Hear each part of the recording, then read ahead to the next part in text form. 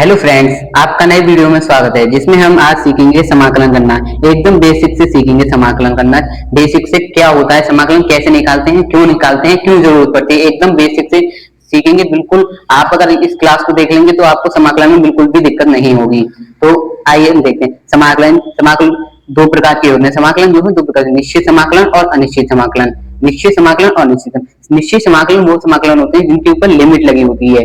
Limit जैसे कि हमें सिर्फ यहां से यहां तक का ही वो निकालना है, इसकी लिमिट लगी हुई है कि ए से बी तक का समाकलन निकालना है। और अनिश्चित समाकलन इनके ऊपर है जिनकी लिमिट नहीं लगी होती है, मतलब इनके ऊपर लिमिट नहीं लगी तो इनके समाकलन डायरेक्ट निकाल सकते हैं हम। बिल्कुल बेसिक। तो तुम्हें फॉर्मूला बताऊंगा जिसके कारण।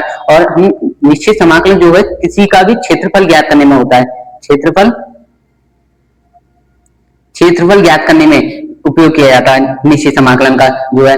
और अनिश्चित समाकलन हम ऐसे निकालते हैं, इसके बेसिक से ही हम किसी भी चीज का, अगर हमें कोई भी चीज निकालनी होती है, जैसे कि कोई त्रिभुज नहीं है, जैसे कि कोई हमारे पास कुछ इस प्रकार की आकृति है, यूं करके अगर हमें इसका क्षेत्रफल निकालना है इसके अंदर का, तो हमें इसका समाकलन करके ही निकालना पड़ेगा।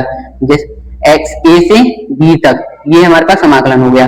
इसका क्षेत्रफल निकालना है तो हमें इसका समाकलन करना पड़ेगा, जब जाके ये समाकलन कुछ निकलेगा, इसका क्षेत्रफल। तो आइए हम सीखते हैं। पहले हम समाकलन निकालते कैसे हैं, पहले ही मैं बता दूं। कुछ इंपोर्टेंट फॉर्मूले हैं जो आपको पता होने चाहिए, तो मैं पहले इंपोर्टेंट फॉर्मूले लिख देता हूं। यहाँ पे इंपोर्टेंट फॉर्मूले क्या होते हैं, तो ये हमारे कुछ इंपोर्टेंट फॉर्मूला। एक्स की पावर एन, अगर हमें एक्स की पावर में कुछ दिया है तो उसका समाकलन हम कैसे करेंगे, तो हम उसका, अगर हमारे पास कुछ भी पावर दे रखी है एक्स की में, तो हम उसका समाकलन कैसे करेंगे, उसमें एक प्लस करेंगे, उसमें एक्स की पावर में एक प्लस करेंगे और नीचे एन लिख देंगे। जैसे कि मैं एग्जांपल लेता हूं, यहाँ पे एग्जांपल लेके आपको समझाता हूं। एक्स की पावर 2 का अवकलन करना है हमें, तो dx एक्स के सापेक्ष ही। तो हम जो है इसका जो है समाकलन, बेसिक समाकलन है, एकदम यहीं से शुरू होते हैं, आगे तो बहुत लंबे समाकलन है। तो x की पावर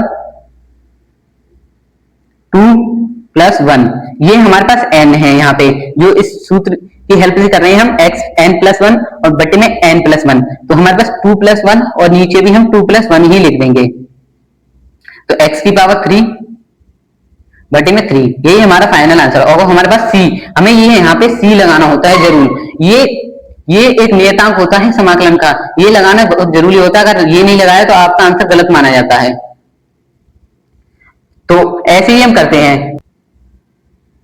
अब ये देखिए 1/x, और इसका एक फॉर्मूला 1/x का जो समाकलन होता है वो log x + c होता है। ये एकदम याद ही करना पड़ेगा आपको, log x 1/x का log x + c होता है। ये कहां से आया मैं बताता हूं, क्योंकि हमारा समाकलन जो है अवकलन का उल्टा होता है। समाकलन मैं लिख देता हूं यहाँ पे, समाकलन, ये है समाकलन,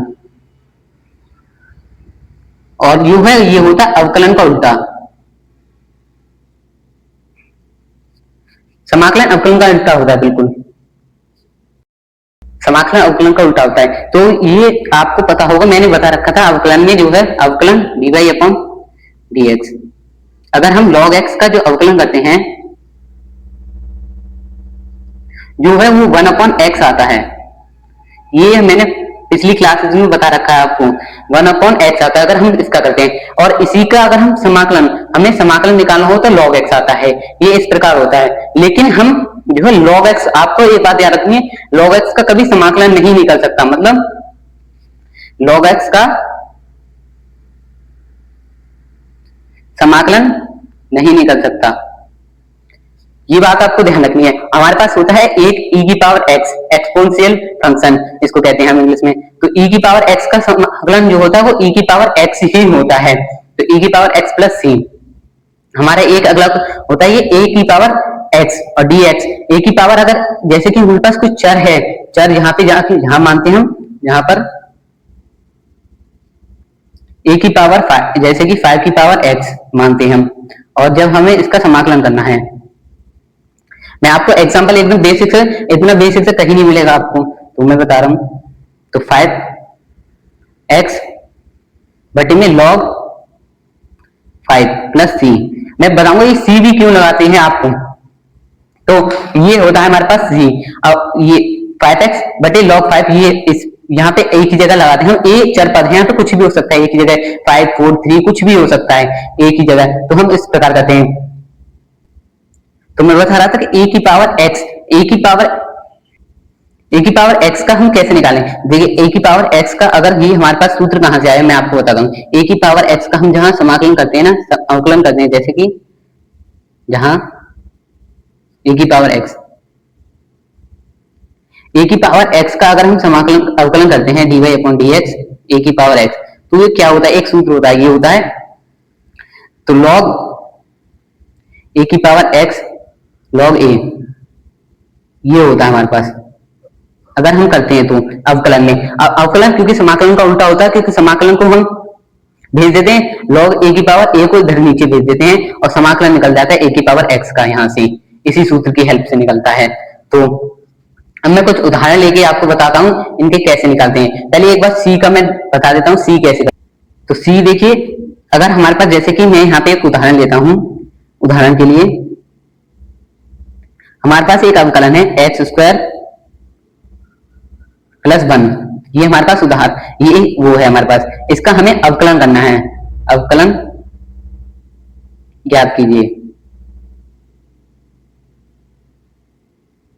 तो इसका हम कैसे करेंगे, तो हम इसका अवकलन करने के लिए हमें dy अपॉन dx की सहायता से करेंगे, dy upon dx x square plus 1। तो इसका जो होगा वो होगा 2x, मैं डायरेक्ट कर देता हूं क्योंकि मैंने पिछली वीडियोस में बता रखा है आपको, 2x होगा। लेकिन अगर हम इसका समाकलन निकालेंगे, इस वाले का जो समाकलन निकालेंगे, क्योंकि समाकलन अवकलन का उल्टा होता है, तो हम समाकलन निकालेंगे। अब इसका समाकलन यहाँ पे मैं बता दूं, समाकलन 2x का समाकलन ज्ञात कीजिए।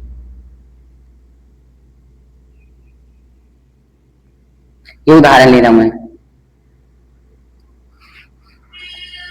तो 2x का समाकलन निकालेंगे हम, 2x डॉट dx, ये x के सापेक्ष निकाले हम। तो 2 नियतांक है तो 2 यूं निकल आएगा बाहर, और x का समाकलन करेंगे हम, तो इसका होगा 2x 1 प्लस 1 बटे में 1 प्लस 1, ये हुआ हमारे पास।